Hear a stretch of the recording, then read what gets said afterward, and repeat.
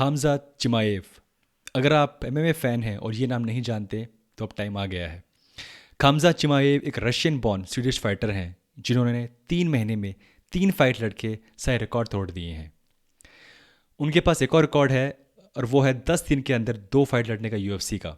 जुलाई 16 को उनकी पहली फ़ाइट थी और जुलाई 26 को 10 दिन बाद उनकी दूसरी फ़ाइट थी और दोनों ही फाइट उन्होंने बहुत आराम से जीत ली थी।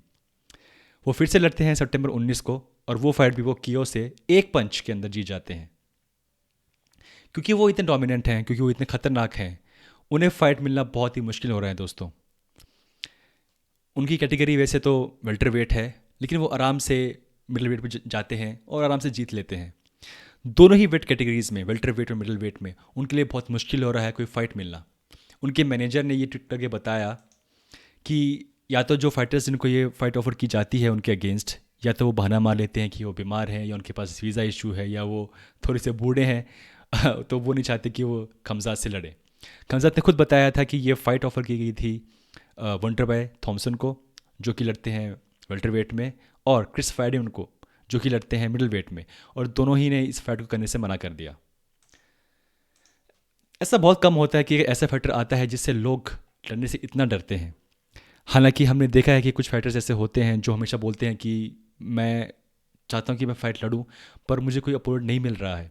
लियोन एडवर्ड्स ने एग्जांपल दिया था, पर उनके साथ कुछ और इशू भी थे क्योंकि वो यूके में रहते हैं, उनके लिए वीज़ा इशू था, और क्योंकि पेंडेमिक चल रही है तो उनके लिए आना मुश्किल था। लेकिन ये बहुत अच्छा एग्जाम्पल है एक ऐसे फाइटर का जिसे लोग इतना खौफ खाते हैं। खमजात ओरिजिनली रेसलर हैं क्योंकि वो रशियन बॉर्न है, और जो ये बेल्ट आती है रशियन दागिस्तान बेल्ट, उसमें सब लोग अच्छे रेसलर होते हैं। खबीब खमजात उनमें से एक हैं।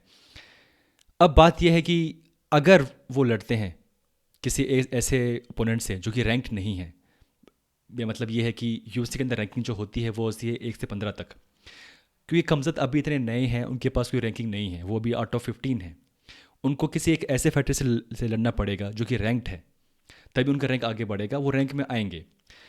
जब ये फाइट ऑफर की गई थी लियोन एडवर्ड्स को, तो उन्होंने ये कह के मना कर दिया क्योंकि अब तक हमज़द के पास रैंकिंग नहीं है, तो मैं उससे फाइट क्यों लड़ूं। और वो सही भी है क्योंकि लियोन के पास अभी बहुत सारे फाइट ऑलरेडी जीत चुके हैं, वो ऑलरेडी रैंक नंबर 2 पे चल रहे हैं, तो ऑब्वियसली उनके लिए कोई तुक नहीं बनता हमज़द से लड़ने का। लेकिन वंडर बॉय क्रिस वाइडमैन, जो बहुत कुछ प्रूव कर सकते हैं एक फ़ाइट लड़के हमज़द से। वंडर बॉय के पास ऑलरेडी 2 बार मौका था बेल्ट जीतने का, वेल्टरवेट टाइटल का, और जो वो हार गए थे दोनों ही बार। एक बार हारे थे, एक बार ड्रॉ हुआ था वर्सेस टैरन वुडली। अगर वो फिर से चाहते हैं कि वो टाइटल पिक्चर में आए, उन्हें मौका फिर से मिले एक बार और बेल्ट जीतने का, तो खमज़त की फ़ाइट एक बहुत ही अच्छा मौका है। अगर वो उनसे जीतते हैं, डेफिनेटली बहुत ज़्यादा चांसेस बढ़ते हैं कि उनकी रैंकिंग काफ़ी आगे बढ़ जाएगी और उनके पास मौका होगा फिर से एक बार बेल्ट के लिए लड़ने का।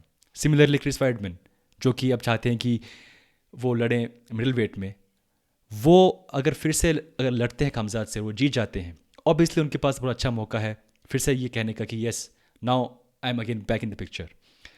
क्रिस वेडमैन ने कहा था करंट चैम्पियन इज़राइल अडेसानिया से कि वो उनसे लड़ना चाहते हैं, और क्योंकि वो रेसलर हैं और इज़राइल स्ट्राइकर हैं तो बहुत ही अच्छा मैच होगा। इज़राइल ने ये कह के मना कर दिया कि वो उनका रैंक बहुत नीचे हैं और उनके पास हाल ही में काफ़ी लॉसेस अभी आई हैं। उन्होंने कहा कि अगर क्रिस वेडमैन कुछ मैचेस जीतते हैं, डेफिनेटली वो उन्हें मौका देंगे एक बार लड़ने का।